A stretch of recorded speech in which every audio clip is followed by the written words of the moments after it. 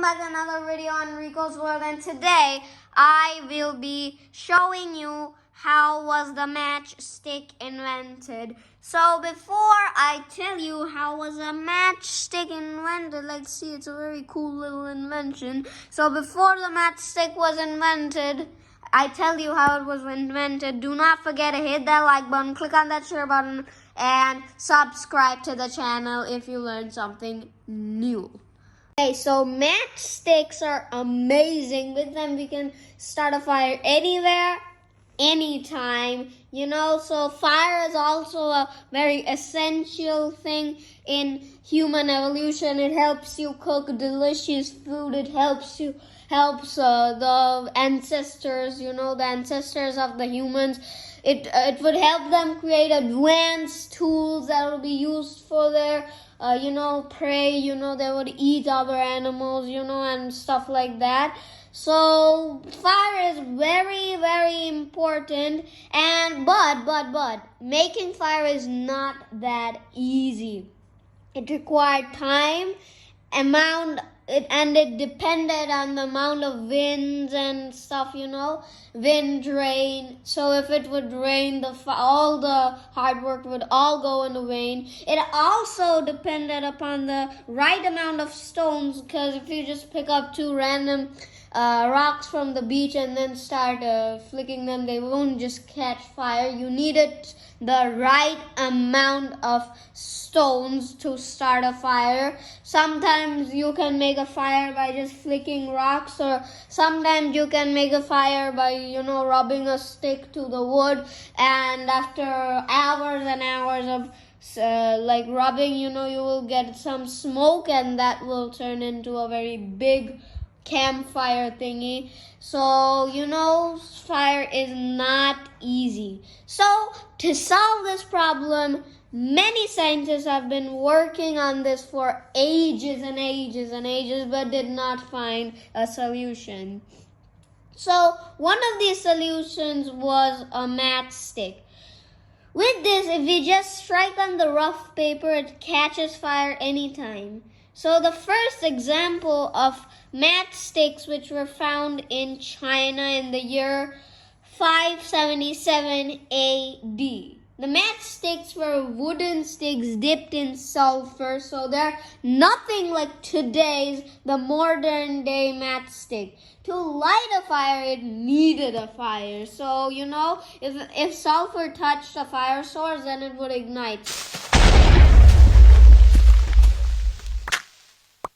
So this is literally useless, because you needed one fire to start a fire. Like, how can this even be useful?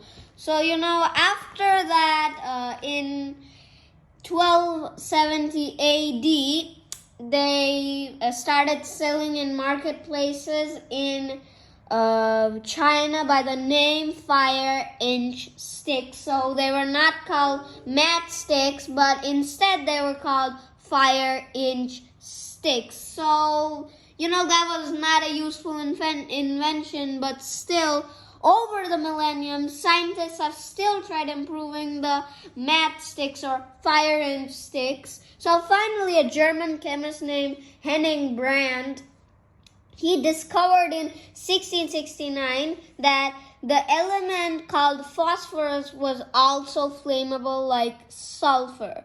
So a person named John Walker took the information from Henning to create the world's first strike matchstick in 1826. So, one day he was literally in his lab mixing some chemicals, and then he left them for some time, and when he came back, he saw that it had formed a lump on the end of the stick. So he tried removing it in several methods, and then when he tried to remove it by rubbing the stick onto the table, then what happened is it caught fire. So he literally had a torch in his hands. So when he tried rubbing to remove it, it caught fire. So what he did is he combined sulfur paste, potassium potassium chlorate, antimony, and sugar. So it came, that was like world's first matchstick, which was at least better than 5-inch sticks, but they were not the best, okay? They were not perfect.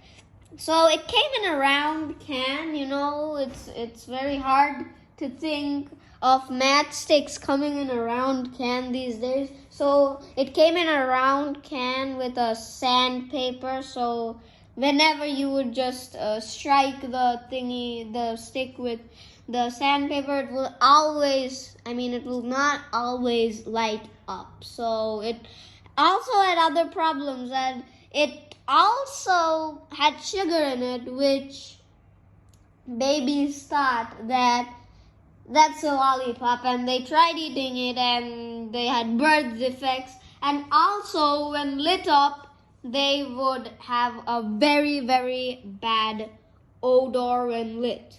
Okay, so let's leave this. Okay, so after that, in 1830, so many years after, Charles Saria from France made the Strike Anywhere matchstick. So, if you would just strike it anywhere, literally anywhere, but just without water, you cannot strike anything on water. I know that, so it's a very dumb thing to say. But, if you would just strike it on any solid surface without water in it, it would just light up. So, why did it get banned? Why did safety matches come? Well, you'll know that right now.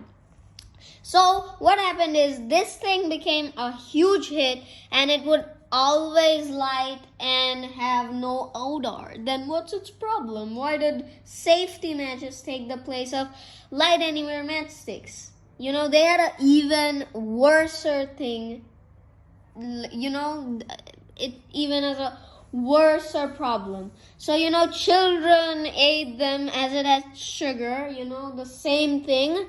But the other thing that was the people who made them and marketed them, who carried them, they had very, kind of diseases because of white phosphorus, because it is very flammable and very toxic compound.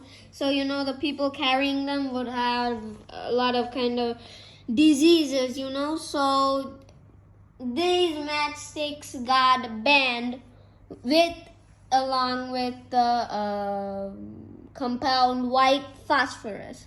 So after that, finally in 1855, Gustav Erik Patch created modern day matchsticks. So, it did not have odor. It was safe for the environment. It was safe for people. It did not have sugar, and kids did not think they were lollipops and ate them up. So, they were completely safe. So they were called safety matches, as we say it now. And in 1858, this became very popular, and the matchstick started mass producing. So that's the long history behind this little torch, the thing that lights up if you just strike it on a piece of hard and rough paper. So this had this kind of a long story behind it, 577 AD, dude, that's so long ago, just for this little thing, such a big history for this little thing. So that's it all about matchsticks history. But now, don't worry, I'll tell you some fun facts about matchsticks. Okay, so did you know that matches were also called Lucifer matches until 1813? Nobody called them matches like we do today. Around the whole world, about 500 billion of matches are used per year. So now that's a lot of matches, dude.